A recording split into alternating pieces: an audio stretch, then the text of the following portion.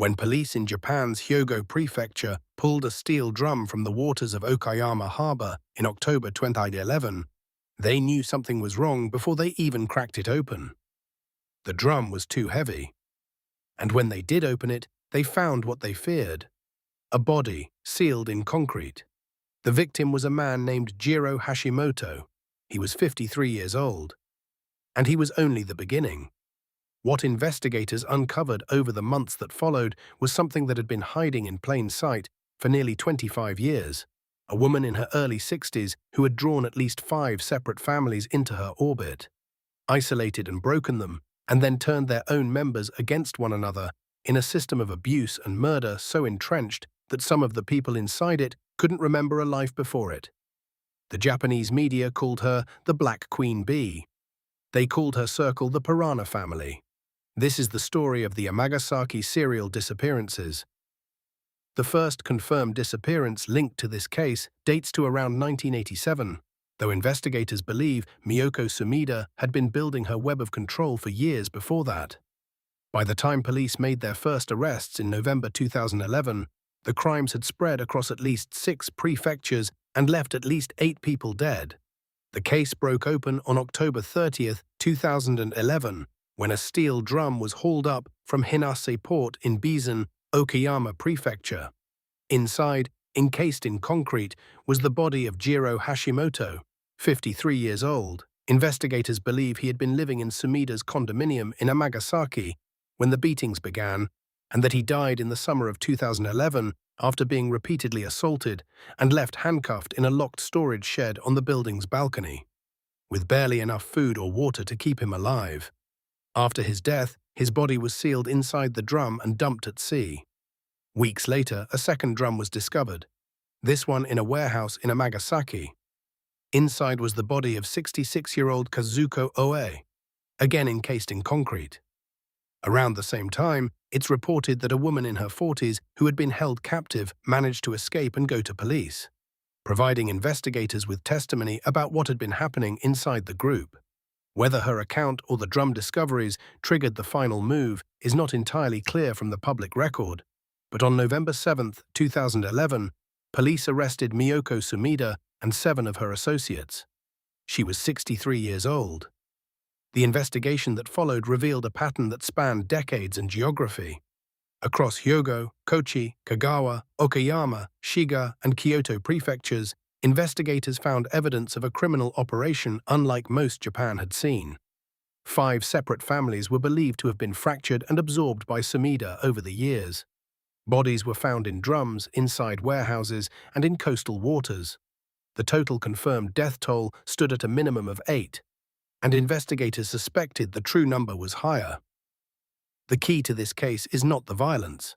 Violence was always present, but it was a mechanism, not an end in itself. The real machinery was psychological. It said that Sumida had an unusual ability to identify vulnerability in people.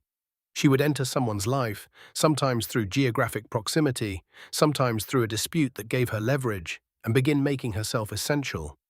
Bit by bit, she cut the person off from anyone outside her immediate orbit. Family members who resisted were targeted next. Over time, the circle expanded to encompass entire households, and then, through those households, drew in others connected to them.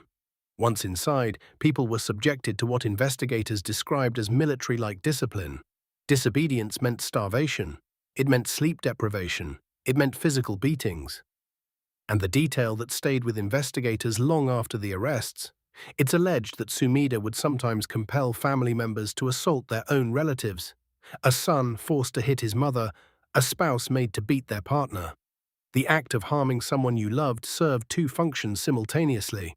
It broke down the psychological resistance of the person doing the hitting, and it made them complicit in something they could never undo. Alongside the violence ran an insurance fraud operation that was systematic and patient. In total, investigators estimated the group collected approximately 90 million yen from insurance companies over the course of the crimes. The single most striking example came on July 1, 2005.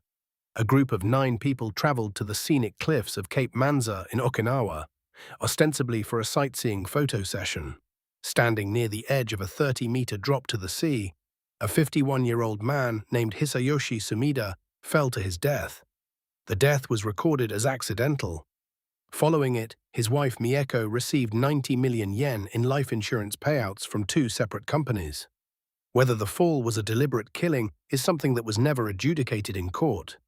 Miyoko Sumida died before trial, but the Cape Manza incident sits squarely within the documented pattern of the group's operations, and investigators treated it accordingly.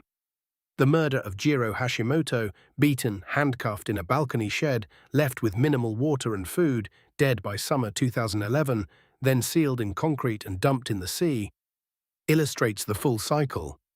The body was in the water for only around 3 months before it was found. The concrete, it turned out, was not enough. The surface answer is money, approximately 90 million yen in confirmed insurance payouts. A system built around identifying targets, insuring them, and then engineering the conditions of their deaths. That is a financial motive, and it is real. But money alone doesn't explain 25 years of this, spread across 6 prefectures, consuming 5 families, including many people who had no obvious value as insurance targets. Something else was happening. What we know about Miyoko Sumida's personal history is limited. It's said that her father worked as a plasterer and her mother had connections to the geisha world, a background, in other words, where stability was fragile and surface presentation mattered. Beyond that, documented biographical details are scarce, and anything more specific would be interpretive rather than confirmed. What the record does show clearly is this: Sumida exercised control for its own sake. The accounts from investigators and those who testified describe not merely a financial schemer, but a woman who demanded absolute submission from everyone around her. It's reported that no one in her orbit, not blood relatives, not those drawn in from outside, could openly challenge her without consequences. The hierarchy was total, and its maintenance required constant enforcement. The Piranha family label that Japanese media gave the group is vivid, but it's also accurate in one specific sense. Piranhas strip something down to nothing while working in concert. The people around Sumida became instruments of their own destruction, recruited through fear into acts that ensured their own silence. What happened in Amagasaki belongs to a category of crime that is in some ways harder to understand than mass violence, because it unfolded slowly, invisibly, and with the active participation of its own victims. To understand how that's possible, it helps to look at the mechanics of coercive control. Let me be clear. What follows is interpretive analysis, not a clinical diagnosis. But the patterns investigators documented here map closely onto what psychologists who study coercive control, domestic abuse, and cult dynamics have described in academic literature. The first step in a system like this is isolation. Remove a person's outside relationships and you remove their frame of reference. There is no one to tell you that what you're experiencing isn't normal because you have no normal left to compare it to. Sumida reportedly dismantled family connections systematically, and by the time someone understood how trapped they were, the people they might have turned to were either inside the group or had been cut away entirely. The second step is complicity. This is the one that makes coercive systems so hard to escape. When you have been forced to hurt someone you love, to beat a parent, to confine a spouse, to participate in the imprisonment of a sibling, you carry that with you. You are now, by your own actions, a person who has done terrible things. That becomes a lock from the inside. Going to police means confessing your own participation. Sumida appears to have understood this mechanism intuitively, whether or not she would have named it that way. The third step is normalization. When violence is constant and punishment is random, the brain adapts. What was once shocking becomes expected. What was once aberrant becomes the ordinary texture of a day.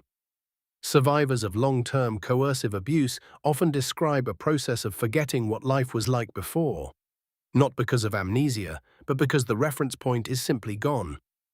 What this case forces us to sit with is how invisible all of this was for so long. Neighbors, local authorities, insurance companies that paid out millions without triggering an investigation. For 25 years, this system ran inside ordinary Japan, in ordinary apartment buildings, across ordinary Japanese cities, and almost no one raised a sustained alarm.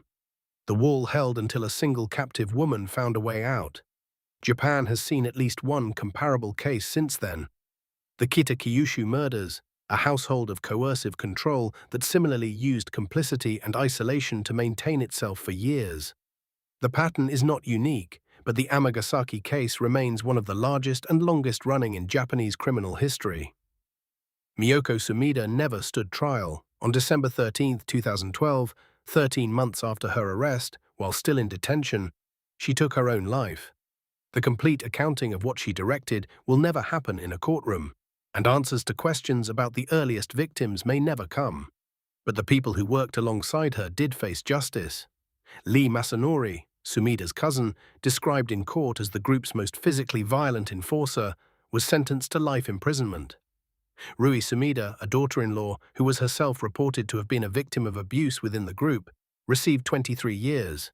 Kentaro Sumida, Mieko Sumida, and Jong Raitaro, Sumida's common-law partner, each received 21 years.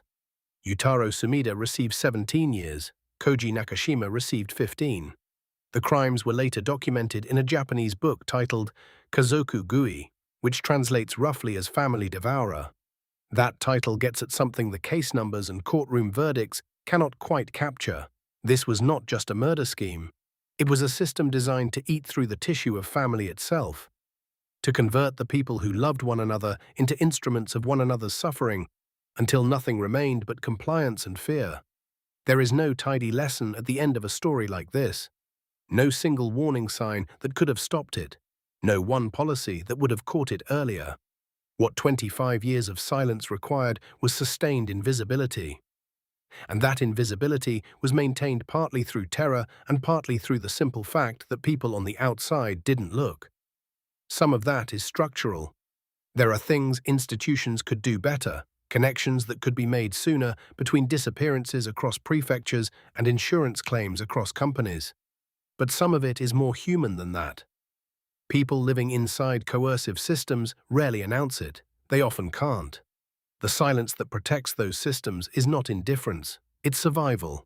If any part of this story resonated with you, it might be because you've sensed something you couldn't name about someone around you.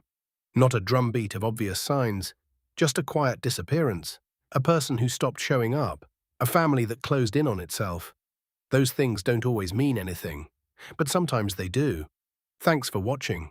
Stick around. There are more stories here that don't make the headlines they should.